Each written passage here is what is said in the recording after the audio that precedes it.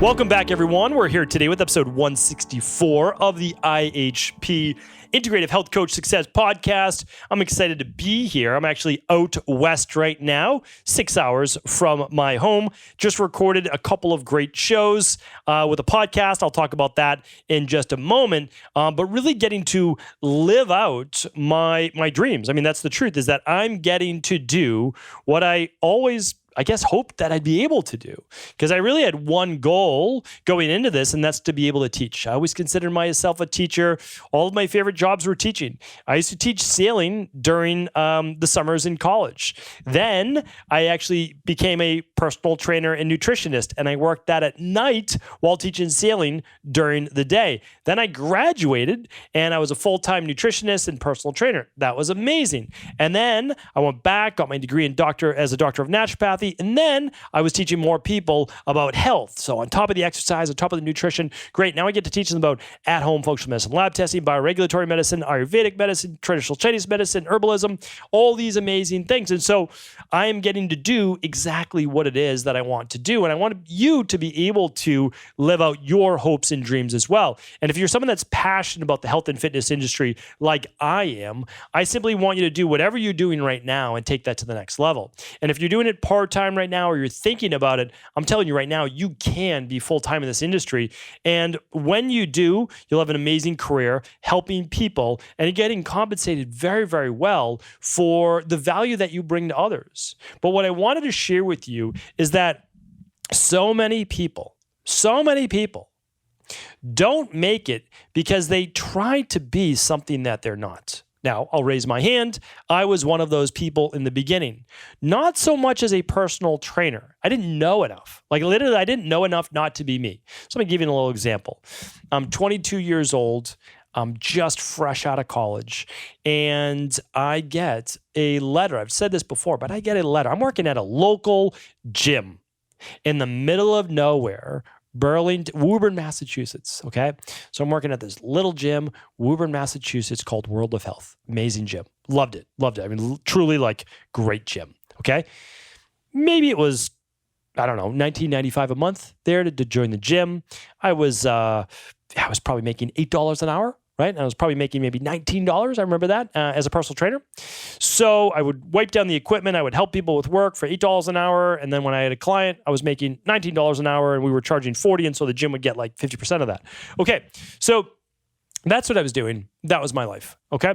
Now here's the interesting thing. It's very, very interesting because I got a letter from the Sports Club LA that was opening up in Boston. They'd only had locations in LA and New York. And this was going to be this flagship gym. Nothing that Boston had ever seen before in around the year 2000, 2001. And I get a letter, I ignore it. Then I get another one, and actually it was my dad who said, hey, you might want to check this out. They're offering this position. It's good pay, and it looks like it's a really high-end gym. So I Google it online. I check it out. I just got an internet. It's 2000, 2001. And I'm like, this looks interesting. This really looks interesting, because I actually had another part-time job to try to make a little additional money. But I didn't like it. I mean, I loved, even though I wasn't making any money, I loved personal training. I loved teaching nutrition. I used to spend hours with clients, even though they would only pay for an hour. I just used to give them so much extra time because I had the time, right? I wasn't getting paid, so I figured I'd just do it. I love to talk about health, love to talk about fitness, because I was also working on that myself, trying to get myself well. So here's the thing. I joined the gym. And I get, I interview 3 different interviews. I had never been to a job that required 3 interviews. I met with 3 different people. And these people were in like suits. I wore a suit there, but only because that's what you're supposed to do, right? And so I ended up getting the job. And I was 22. There was one other 22-year-old, but there was 33 personal trainers hired. Who hires 33 personal trainers for the opening of a gym? I'm like, this is insane. But again, I didn't know any difference. So I was like, oh, okay, this works. But there was personal trainers in their 30s and in their 40s and in their 50s and late 50s. And I was like, I didn't even know anyone in their 40s or 50s that did personal training. This is really interesting. But I was so young, I was just like, hey, this is just the way that it is. And what I realized was that, because they did this thing called the 120 Club. It was this special club. And anybody that did 120 sessions per month got to go out to a lunch with the general manager of the company and the head of the fitness department. So I was like, oh, that sounds pretty cool. I want to hit 120 sessions a month. That means I'm doing about 30 appointments a week. I said, sounds good to me. I was commuting an hour to get to this job. Literally, that was the minimum. Usually took an hour and a half because I was taking the train, so I got there early and all that. But I loved it. I was 22. I said, yeah, let's go for it. And I ended up, after a few months, qualifying for the 120 club. And so there were typically anywhere between 8 and about 10 people out of the 33. And by the time we were like 3 months in, we had actually like 40 personal trainers. So I sat around with this group of personal trainers inside of this restaurant called Blue, if anybody's ever been there, inside the Sports Cabaret in Boston. And we would go around and they would just, ask us how we felt things were going. They would look for our feedback. And I was like, oh, wow, they actually interested in what we have to say. This is great. And when we were going around, and I didn't even actually realize it till later, is that every single one of these 8 to 10 people that were hitting 120 sessions or more, which is basically the most sessions people were doing, they had a little something different about them. They weren't the smartest. They were not necessarily the smartest, but they had a little different type of energy. And every single person out of that had really no issue kind of letting who they were be on display for everybody else. Now, I was a little nervous in the beginning. I'm the young person there. I'm around, these 40, 50-year-old executives and older personal trainers that I looked up to because I'm like, oh, wow, like this is like, how does it work? How do you stay a personal trainer for 20 years? Like, I just didn't know, and I was very curious. But I had one little niche that allowed me to kind of feel like, oh, like I am a little bit different. I maybe deserve to be here. I had done so much study in nutrition over the past 5 years that it allowed me to be at the top of the, whatever you want to call it, mountain in terms of this group of people that knew about nutrition. So I always got to talk about nutrition. I always got to answer people's questions on nutrition. But then likewise, I got to ask them about functional movement screening and all these great things we were learning, because this was the beginning of National Academy of Sports Medicine that we all got certified by. And I took that with me because I stayed in that job for about 3 years, and then I went off on my own. And I realized, though, that the most successful people, because over that time there were 55 personal trainers, they came and went. But the ones that were the most successful had a little something to them, a little bit of a flair, I'll call it. None of them were exactly the same individual, but they seemed to maybe have a little bit more energy about them, a little bit more passion. They cared a lot about what they did, and they were always ready for their client. Not just showing up on time, but they were ready, meaning like they were prepared, and they knew that no matter where they were at, this was about their client, not about them. So if they were tired, they were on. Didn't matter. Didn't matter. They would grab a coffee. They would grab whatever. Like, hey, this is my client's time. And it was almost like they were a performer or they were an athlete, that it was time to show up for work, and it was no longer about you. Because I know a lot of personal trainers kind of brought their problems and they would talk about that with their clients. Like, I get it. But this 1 hour is your client's time that they're paying for it to be about them. And so I realized I always had that mentality. Listen, I'm fortunate to have this job. Like, I'm grateful to have this job. I wasn't getting paid a ton of money. Like, I'm not going to lie to you. I was getting paid in the low 30s. Now, again, I was fortunate. I was happy back then, but it's not like I was getting paid a lot of money. But I was in my dream job. I was in a beautiful facility, and I was getting a little bonus for being in this 120 club. It's $100, but I'll take that. That's great, right? And so what I was doing, though, and I didn't realize it, was I was learning. I was learning that the most successful people inside of a career are sometimes those that are not necessarily the most intellectual, or they don't necessarily know the most. So I always go back to this, and I mean no disrespect at all, but there were a couple people. One was, and this is an amazing individual, one of my good friends from this. They were a Dallas Cowboys cheerleader who had become a personal trainer. And they did not know, self-admittedly, did not know as much about personal training. Nor were they like overly enthralled about studying and learning more about exercise programming, etc. However, that individual had the best personality. They made their clients laugh. Their clients loved working with them, and they got a ton of referrals. And you might say to yourself, well, that's not fair. It's the person who knows the most, who can help people the most with their intellect, that should be the one that gets rewarded the most. And I have to tell you that that may sound good, and I don't necessarily disagree with it, but that's not how the world works. And the reason is that you have to be an individual that does not just impart the information that a client needs, but they need to also want to do it. They need to be inspired by you. They need to be motivated by you. They need to believe that after they put in this workout, changing nutrition, supplementation, sleep, mindset, meditation, you name it, that they're going to be better on the other side. They need to borrow your confidence. How does confidence look?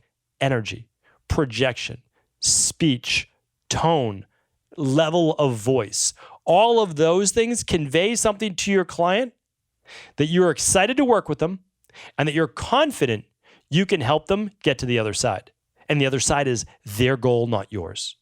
I'm telling you this right now because if you are boring to work with, it does not mean that you can't be successful, because you can. You absolutely can be. But you have to make up for so much if you're going to kind of come in, ho-hum, hey, Bob, it's great to see you here today. What I want to do is I want to open up your booklet now to page 5. Right? If you are that person, then you need to be at the top of your game in terms of intellect and results, and that's how you'll be able to get referrals. Now, the good news is you can be at the upper echelon in terms of knowledge and growth, but remember, you're going to be growing your entire career. You're going to be learning for your whole career. This is not like it stops this year. But what matters is you need to be able to impart a level of energy and confidence, optimism, enthusiasm, and inspiration to every person you work with, so that when the going gets tough, it's not just about how much you know, it's also about how much you care. I always tell my clients, listen, you'll quit before I'll quit, but you won't quit. I won't let you quit. I would always say that. I would just let them know, like, listen, this is going to be your last stop. This is it. I know you've been struggling for years. I'm going to help you. I'm telling you right now that we won't always knock it out of the park the first time. But what we will be able to do is communicate with each other, make adjustments to your plan until we get it just right for you. And I would tell them that. And they're like, no one has ever told me that before, right? Because what I would do is I was always tell them the truth. I would never lie. They say, hey, how long is it going to take me to get better? And I said, well, how long have you been sick?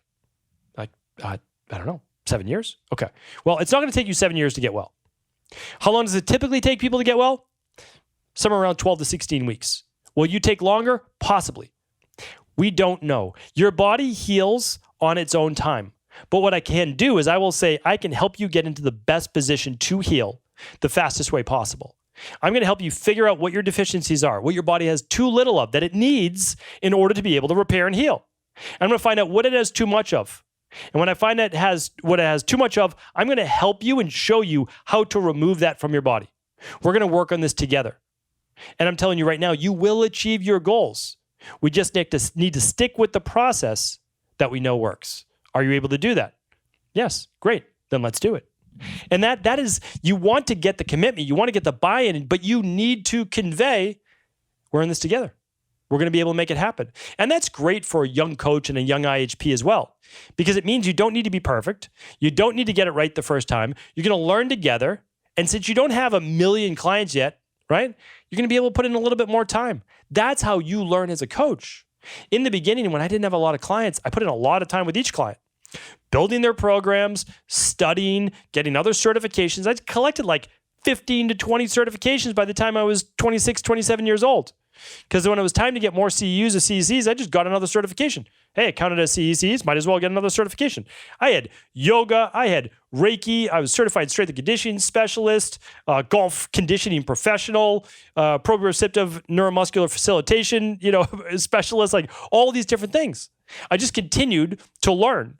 And I loved it because then here's what it did. It brought up my enthusiasm level to the next level. And I was able to show, hey, here's what I learned at my seminar over the weekend. They're like, wow, you really put a lot of time and effort into this. Great. I want to share with you one thing that I learned. Oh, that's actually a really interesting exercise or a way to look at it or new stretching technique, like whatever it might be. And so that's honestly what your client's looking for. So while maybe, because a lot of IHPs we speak with, and this happens to everybody, a little bit of the imposter syndrome. Okay, no problem at all. But this is going to help you overcome the imposter syndrome, knowing that you don't have to get it right away, knowing that you're growing along the time. And really what your client needs from you the most is for you just to be you and bring that energy, enthusiasm, and passion to the industry as to why you got into it. We all have a reason why. Right? This wasn't by accident. Nobody chooses this by accident. They love it, right? Or they feel a deep need in order to be able to teach, like myself. I both love it. It's a part of my life. It's a part of who I am, a big part of who I am, and I feel a need to teach it. And so the thing is, like, if you meet me in person, like let's say we meet at our October event, our IHP event, I will be the same person. But when I'm teaching, I'm just another level above who I am. Like I'm not trying to be a different person. So I'm not asking you to be a different person. All I'm looking is for you to amplify you to a greater degree when you're on video or teaching or with a client. If you can do that, it won't feel like work. You won't feel like an imposter. It won't be stressful. But I'm telling you right now, the results are going to speak for themselves. Hopefully today's podcast was helpful. As always, do feel free to share it with a colleague. We would love you to, of course, join the IHP community if you're not already a part about it or a part of it. And you can find out all about it by just going to integrativehealthpractitioner.org. Download a brochure, speak with one of our amazing admissions counselors that are IHPs that can talk to you about what the program's all about, answer your questions. It's no obligations, of course. We only have 100 new members per month. So there's never any rush. There's never any pressure from us. But it's such an amazing organization, group of people that if you're interested, of course, we would love to have you. Take care, everyone. Have a great day.